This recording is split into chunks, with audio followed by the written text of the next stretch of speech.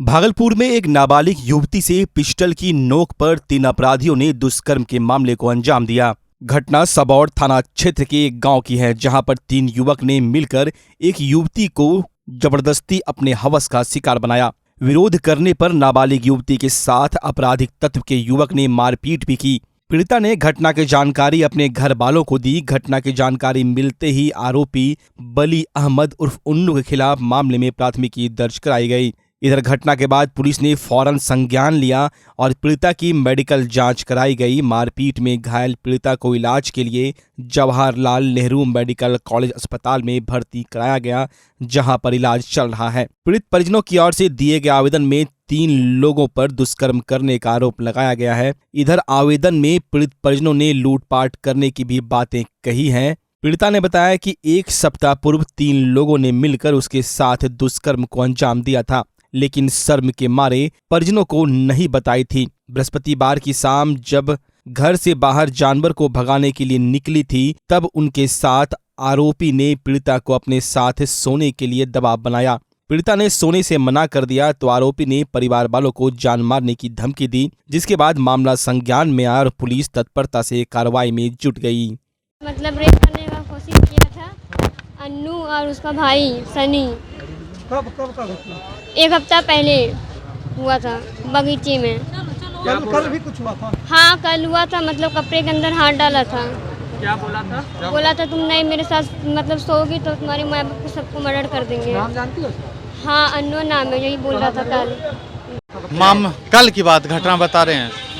कल की घटना ये थी कि वो लड़की बाहर निकली थी बकरी हकाने के लिए। उसकी माँ जो है बाहर रहती है, वो मेरे यहाँ रख दी है नवंबर से बाज़ाब्ता पेपर के हिसाब से कि आप अपने पास रखिए। तो वो बकरी हकाने के लिए गई, हम लोग नमाज़ पढ़ रहे थे। उसके बाद जो है ना, नमाज मेरा पढ़ा हुआ तो वो बकरी हकाने लगी तो उसका आवाज़ चिल्लाने का आया बाहर में। तो वली अहमद जो था उसका ये धरेवा था, हाथ घुसा के।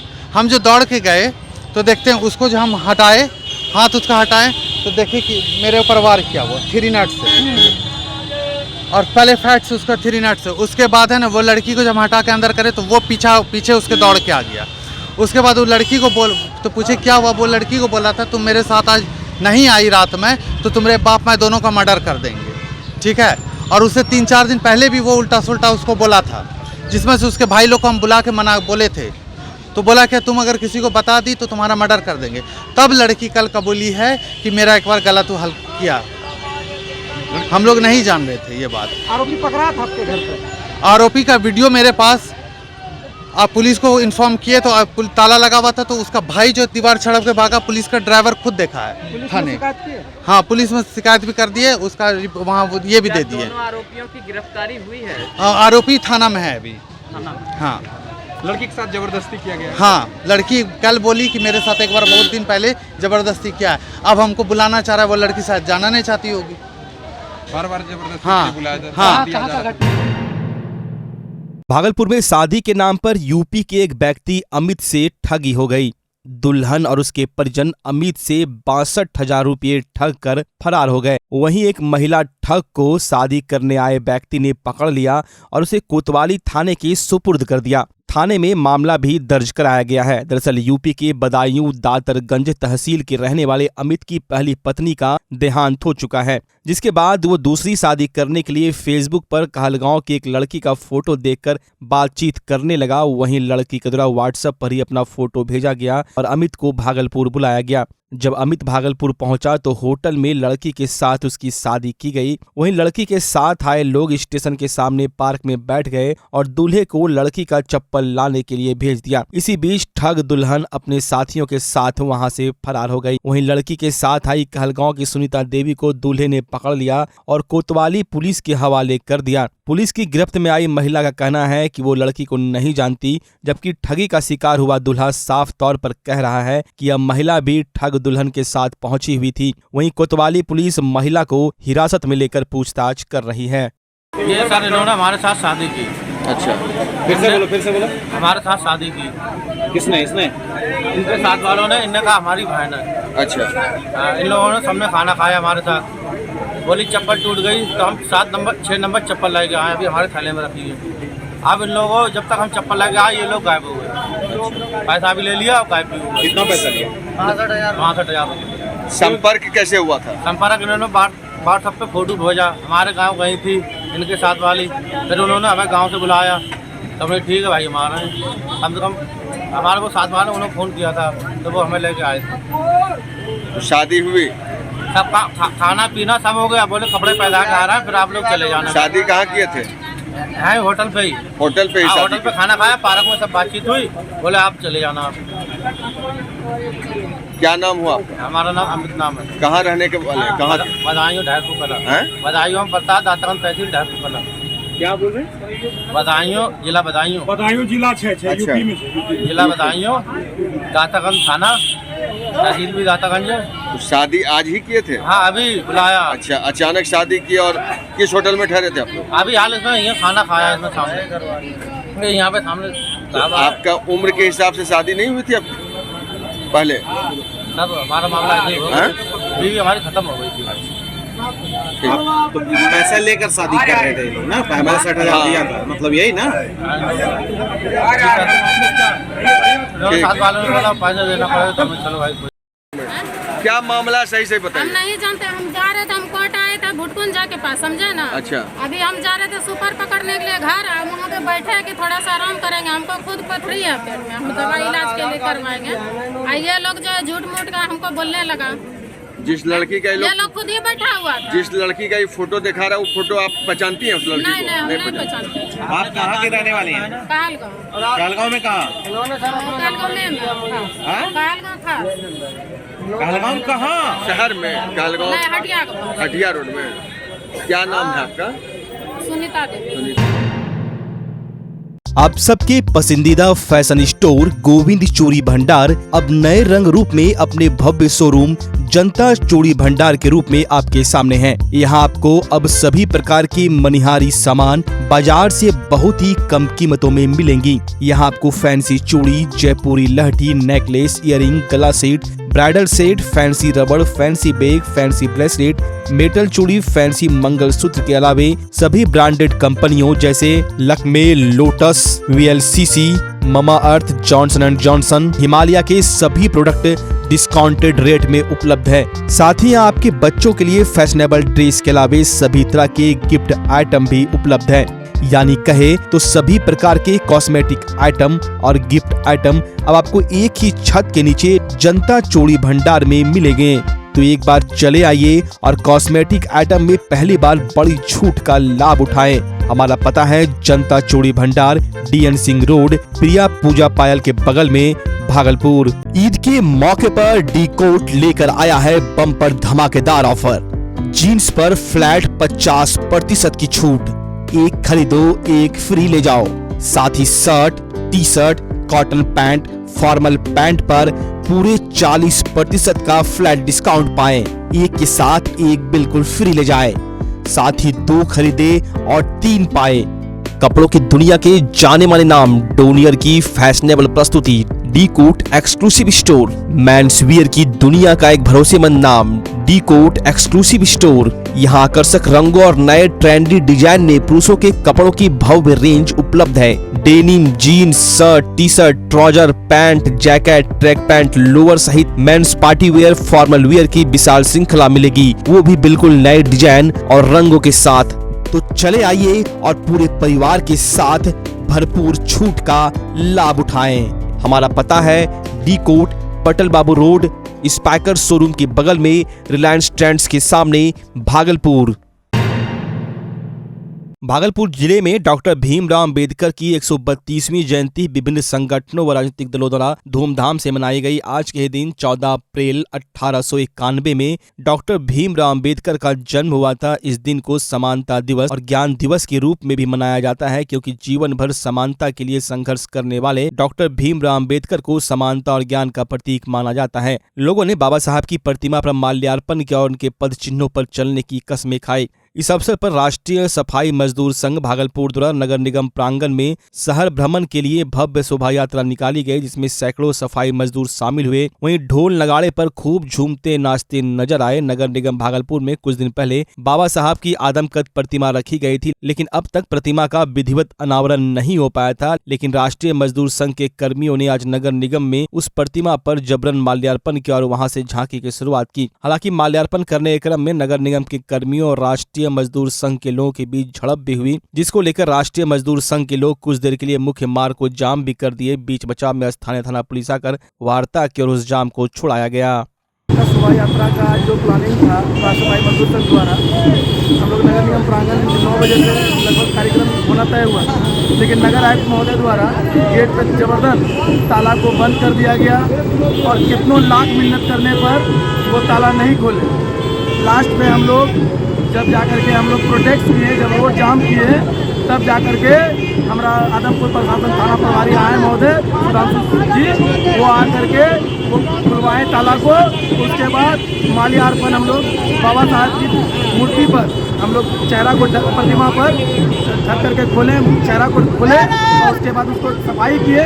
उसके बाद माल्यार्पण करके हम लोग वहाँ पर अपने आप को गौरवान्वित महसूस किए कि हम लोग का बाबा साहब है, सफाई मजदूरों का इतना करते हैं हम लोग। अगर आज के दिन, अगर जयंती के दिन इस तरह का अभद्रता नगर आयुक्त के द्वारा किया जाएगा तो कितना बड़ा शर्मसार वाला बात।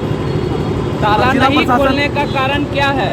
ये तो हम लोग नहीं जानते हैं ताला खोलने का क्या कारण है, लेकिन लगता है कि नगर आयुक्त का मानसिकता सड़ गया, क्योंकि ये देश बाबा साहब के ग्रंथों संविधान से चलता है, उनके संविधान से नहीं चलता है, उसका तानाशाही रवैया से नहीं चलता है। ये क्या कारण था कि जाकर के नहीं खोल रहे थे और कितने दिन से देख रहे थे कि प्रतिमा पर जाकर के चेहरा फेस ढका हुआ है। हम पूछना चाहते हैं नगर आयुक्त ऐसा क्यों कर रहे हैं? भागलपुर के नौगछिया पुलिस जिला के भवानीपुर ओपी अंतर्गत बिरबन्ना गांव में भीषण आगलगी की घटना के बाद जदयू सांसद अजय मंडल व भाजपा एमएलसी एनके यादव ने घटनास्थल का मुआयना किया, पीड़ित परिवार से बात कर अधिक से अधिक मदद का आश्वासन दिया। वहीं एमएलसी ने भाजपा कार्यकर्ताओं के साथ पीड़ित परिवार के बीच कपड़े व राहत सामग्री का वितरण किया। सांसद ने कहा, जितना संभव होगा आपदा में जितनी मदद होती है की जाएगी, साथ ही अधिक से अधिक मदद का प्रयास करेंगे। वहीं एमएलसी ने कहा कि संघ की ओर से भोजन की व्यवस्था की जा रही है, फिलहाल कपड़े का वितरण किया गया है, हालांकि ये कम है, जो बनेगा पीड़ित परिवार के लिए किया जाएगा। आपको बता दें 11 अप्रैल को देर दोपहर बिरबन्ना गांव में भीषण आग लगी। खाना बनाने के दौरान एक घर में आग लगी। इस दौरान एक के बाद 75 घर आग की चपेट में आ गए। इस दौरान सामान बचाने के दौरान 22 साल की एक लड़की की भी जलकर मौत हो गई थी। जैसे कि बैंक लेने से स्वीकार नहीं किया, उसमें जैसे कि बैंक का मामला है, कितना % जला हुआ नोट बैंक लेगा तो बैंक ही बता सकता है, उसके विषय में हम नहीं जानते कि बैंक को कितना % जला हुआ नोट ले सकता है। और यहाँ पर अभी जैसे कि राशन की व्यवस्था सरकार के द्वारा किया गया है, कब तक रहेगी यह व्यवस्था? अब जो आपदाओं में जितना होगा लोगों को अधिक से अधिक सहयोग देने के लिए, उनके दुख के घड़ी में उनको जितना सहायता करने में जो भी चीज़ होगा वो किया जाएगा। कुछ लोगों का मांग है कि घर तो चला ही गया, हाँ। अगर यदि किसी माध्यम से अगर इंदिरा आवास की व्यवस्था हो जाती है तो लोगों के रहने के लिए एक छत्र छाया हो जाएगा। आपदा के अंदर जो भी व्यवस्था होगा इनको सब मिल जाएगा। आपदा से उठकर अगर यदि कुछ और आप लोग के प्रयास से हो जाता है तो कुछ मदद जरूर प्रयास करेंगे। जो उठ करके क्या, अगर जो आपदा और वगैरह सरकार का जो नीति में निर्धारण में होगा उसमें से इन लोगों को कहीं भी वंचित नहीं देखा। चलिए, भोजन तो हमारा संघ भी दे रहा है, कुछ स्वयंसेवी संस्था भी दे रहा है, कुछ हम लोग कपड़ा दें क्योंकि पहनने के लिए किसी को बचा नहीं होगा जी। तो हम लोगों ने हर एक जो परिवार था उसके प्रत्येक सदस्य को एक साड़ी, एक लुंगी और एक गमछी दिया, तत्काल उसको राहत मिले। ये तो कहिए कि इतनी बड़ी कठिनाई उन लोगों को उठाना पड़ रहा है, इसमें इसका कोई बहुत वैल्यू नहीं है, ऊँट के मुँह जीरा के बराबर है। लेकिन जो भी हम लोगों से हो पा रहा है हम लोग समय समय पर कर रहे हैं। कुछ लोग दिन में भी खाना दे रहे हैं, कुछ लोग रात में भी दे रहे हैं। हम लोगों ने सोचा कि नहीं, कपड़े की बहुत ज़रूरत है, इसलिए हम लोग करने आए और सबों ने बहुत सम्मान दिया, बहुत आदर दिया। अरुण बाबू यहाँ के मेन लीडर हैं, इनके ही संरक्षण में सबों को मैंने बांटा, कहीं कोई तरह का बाधा नहीं हुआ, सब लोग आनंदित हैं, सब लोग खुशी हैं और जो विपत्ति की घड़ी इन लोगों के साथ है हम लोग अपनी संवेदना व्यक्त करते हैं।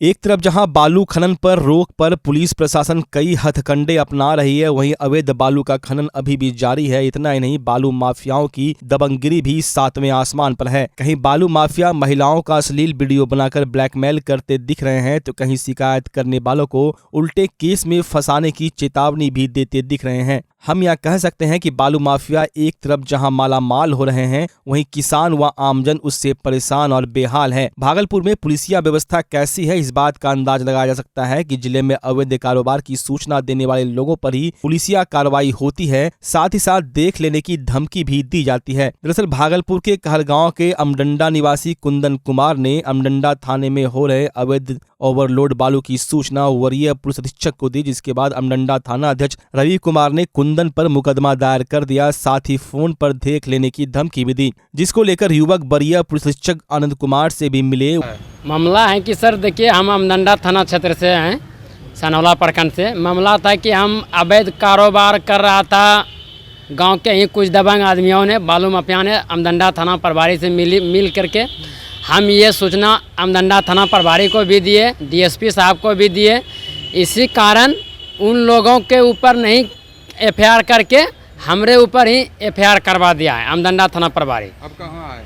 हम आए हैं अभी एसएसपी साहब भागलपुर मिलने के लिए। क्या समस्या हो रही है? समस्या हो रही है कि सर दरोगा हमको दबाव देता है कि तुम बहुत काबिल बनता है, तुम बहुत होशियार हो, तुमको ऐसा जगह भेज देंगे कि बेटा तुमका नामो निशान मिट जाएगा।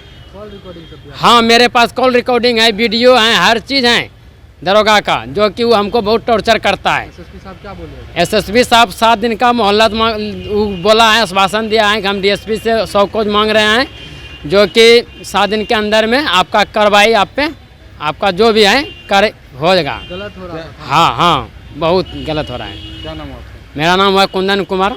वहीं दूसरी ओर जगदीशपुर अंतर्गत फतेहपुर गांव की रहने वाली सुनीता देवी बालू माफियाओं से काफी परेशान है। बालू माफिया ने 2 दिन के अंदर जान से मार देने की धमकी भी दे डाली है, साथ ही उनका अश्लील वीडियो भी बनाकर गांव वालों को दिखाकर उसके साथ गलत करने की कोशिश भी करता है। ऐसा ही कुछ मामला जिलाधिकारी कार्यालय और डीआईजी कार्यालय में देखने को मिला। सुनीता बताती है कि पहले मेरे पति को षड्यंत्र रचकर गाँव के ही कई बालू माफिया मिलकर जेल भिजवा दिया। अब मैं अकेली हूँ तो मेरा मुंह बंद करने के लिए मेरा अश्लील वीडियो बनाकर मेरे साथ गलत करना चाहता है और थाना पुलिस नहीं करने की चेतावनी देता है। साथ ही सुनीता ने कहा कि इसमें जगदीशपुर थाना के थाना अध्यक्ष भी मिले हुए हैं। सुनीता काफी डरी व सहमी हुई है। उन्होंने कहा कि बालू माफिया ने मुझे 2 दिन के अंदर जान मार डालने की धमकी दी है। मैं काफी डरी हुई हूँ। अपने जान माल की गुहार लगाने डीआईजी कार्यालय और जिलाधिकारी के कार्यालय पहुँची हुई।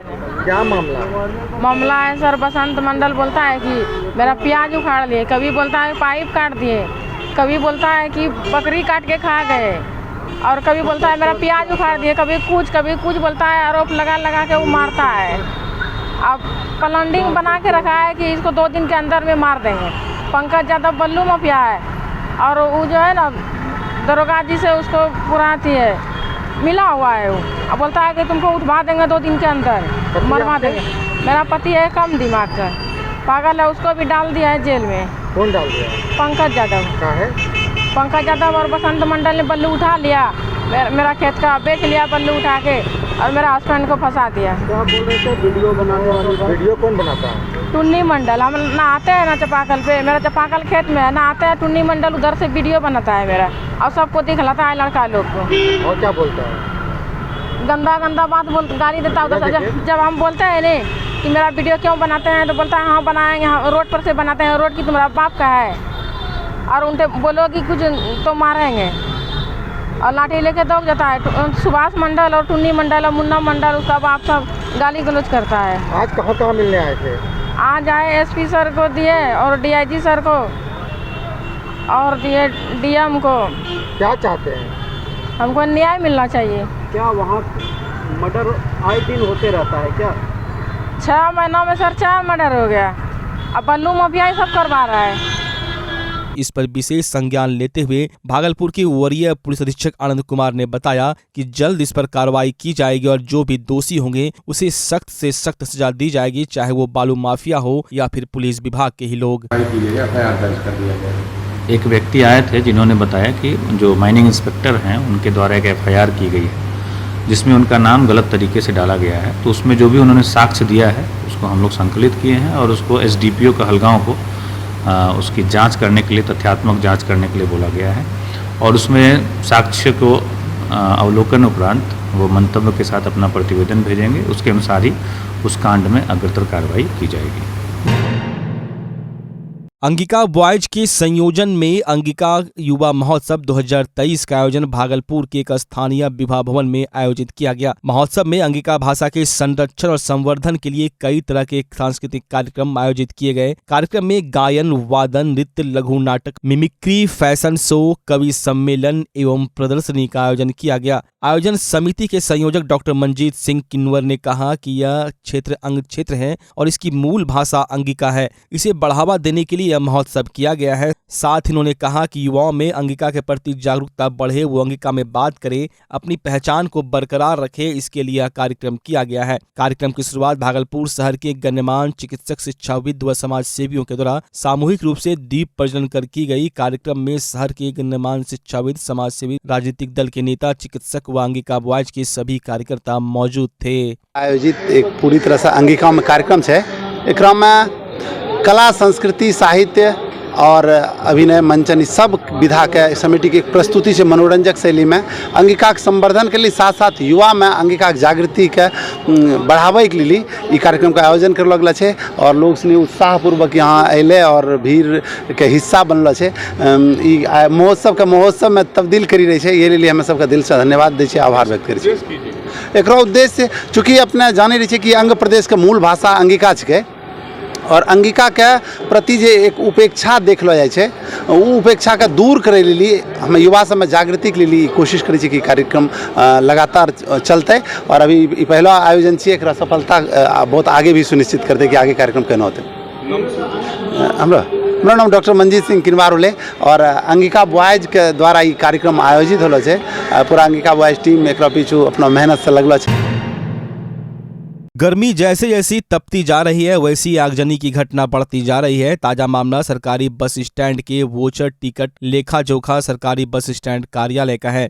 भागलपुर के तिलका मांझी स्थित सरकारी बस डिपो के कार्यालय में देर रात आग लग गई, जिससे कार्यालय में रखा 1.5 लाख रुपया जलकर राख हो गया। वहीं लाखों रुपए की कागजात आग में जल गए। कर्मचारी का कहना है कि अहले सुबह उन लोगों को आग की सूचना मिली, वहीं रात में ही आग लगने की सूचना आसपास के लोगों ने दी थी, जिस पर फायर ब्रिगेड को सूचना दिया गया था। वहीं फायर ब्रिगेड ने घंटों मशक्कत के बाद आग पर काबू पाया। वहीं आग शॉर्ट सर्किट से लगने की बात कही जा रही है। कार्यालय के कर्मचारी का कहना है कि 10 लाख रुपए से ऊपर की संपत्ति आग में जलकर राख हो गई है। वहीं कार्यालय के वोचर चेकर मोहम्मद शमशाद खान ने बताया कि मैं सुबह में सोया हुआ था, तभी मोबाइल पर कॉल आया और मुझे बताया गया कि कार्यालय में भीषण आग लग गई और दमकल की गाड़ी उसे बुझाने का प्रयास कर रही है। मैं आनन फानन में कार्यालय की स्थिति को देखने पहुंचा तो देखा कि पूरा कार्यालय के कागजात, टिकट एवं वोचर के साथ साथ तकरीबन 1.5 लाख रुपये नगद जलकर राख हो गए हैं। हम लोगों ने उच्च अधिकारियों को पटना को उसकी सूचना दी। उन्होंने कहा कि तकरीबन 10 से 12 लाख रुपए का नुकसान विभाग को लगा है। उसकी कोई जानकारी नहीं है। कितने का नुकसान हुआ? लगभग 2 कैश तो लगभग 1.5 लाख के करीब कैश जला होगा। ठीक है, उसके अलावा 10 लाख का रुपए का नुकसान हो सकता है। कागजात जरूरी कागजात सब जरूरी कागजात है। प्रीवियस रिकॉर्ड भी है और प्रेजेंट रिकॉर्ड भी है। अनुमान क्या लग रहा है, कैसे लग सकता है? शॉर्ट सर्किट के उसके अलावा कोई दूसरा चार्ज बुझाता नहीं बाबू। कब पता चला आपको? सुबह में 5 बजे। इसका मतलब इससे पहले लगा होगा। फायर ब्रिगेड आई थी? फायर ब्रिगेड आई थी? हाँ, फायर ब्रिगेड आई है। कितने देर में बताया यहाँ? अब कितने देर में, तो फायर ब्रिगेड तो यहाँ पहले आया था, हम बाद में यहाँ पहुँचे, हमको इन्फॉर्मेशन हुआ तो वो बुता कर करीब 7 बजे के बाद किया यहाँ पर। टोटल मिला जुला के कितने का नुकसान हुआ होगा कैश मिला के? मतलब अनुमानित सब मतलब कैश है और टिकट का वैल्यूएशन वगैरह लेके 10 लाख से नीचे का नुकसान नहीं हुआ होगा। कागजात भी जरूरी, हैंड कैश बुक ये सब रिकॉर्ड है। क्या परिचय हुआ आपका? मोहम्मद शमशाद खान। क्या है? संविधान निर्माता बाबा साहब डॉक्टर भीमराव अंबेडकर की जयंती पर जिले भर में कार्यक्रम आयोजित किए गए। इस अवसर पर भागलपुर में दर्जनों कांग्रेसी कार्यकर्ताओं ने श्रद्धा सुमन अर्पित कर बाबा साहब को याद किया। यह कार्यक्रम विधायक आवास स्थित कांग्रेस कैंपस कार्यालय में आयोजित की गई, जहां दर्जनों कांग्रेसी कार्यकर्ता मौजूद थे। भागलपुर कांग्रेस के नेता अभय आनंद ने कहा कि बाबा साहब ने अपना सारा जीवन भारतीय समाज में व्याप्त जाति व्यवस्था के खिलाफ संघर्ष में बिता दिया। वहीं केंद्र सरकार पर निशाना साधते हुए कहा कि अंबेडकर लोगों को शिक्षित बनाने, संघर्ष करने और एकता में सभी को पिरो कर रहने की सलाह देते थे, लेकिन केंद्र की सरकार जाति धर्म के नाम पर सिर्फ लड़ाने का काम करती है। जनता उन्हें 2024 के चुनाव में मुंह तोड़ जवाब देगी।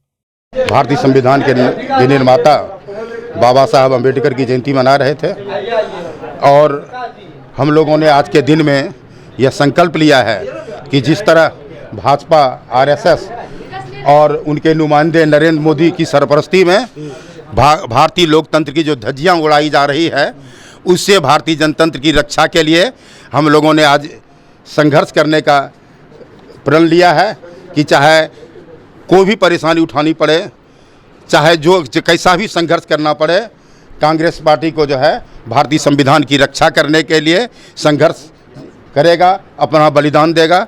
यही हम लोगों ने आज संकल्प लिया है बाबा साहब के जो है जन्मदिन के अवसर पर।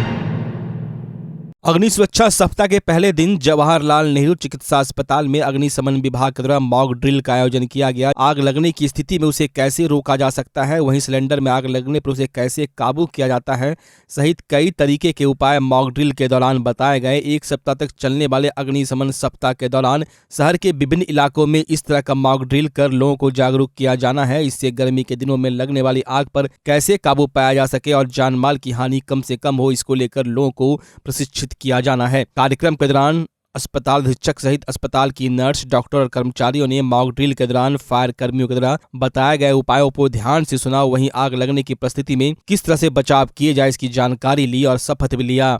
आप लोगों से पूछिए, ये वीक मनाते हैं ये लोग, उसमें पहले दिन हॉस्पिटल से ही शुरू किया जाता है और ये मॉक ड्रिल हो रहा है कि यदि कहीं भी आग लगती है तो आप उसको कैसे बुझा सकते हैं। आपने देखा ये पावर पॉइंट प्रेजेंटेशन में कि कारण क्या है और क्या सावधानियां बरतनी चाहिए ये बताया गया और खुले में आके इन्होंने आग को कैसे बुझाया जाए और जिसमें हमारी परिचारिकाओं ने बढ़ चढ़ के भाग लिया है।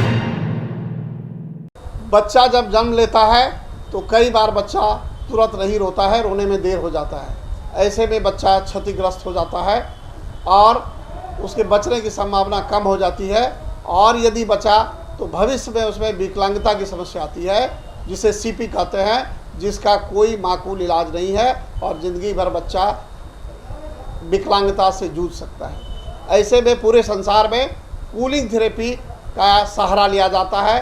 जन्म से ठीक 6 घंटा के अंदर यदि उसको कूलिंग थेरेपी दिया जाए तो उससे उसका सीपी की समस्या कम होती है और बचने की भी संभावना बढ़ती है। पहली बार बिहार झारखंड में आपके शहर के स्नेह नवजात शिशु बाल सेवा केंद्र में यह मशीन उपलब्ध है। कभी भी ऐसी बात हो कि बच्चा रोने में विलम्ब हो गया तो आप स्नेह नवजात शिशु बाल सेवा केंद्र में जरूर संपर्क करें।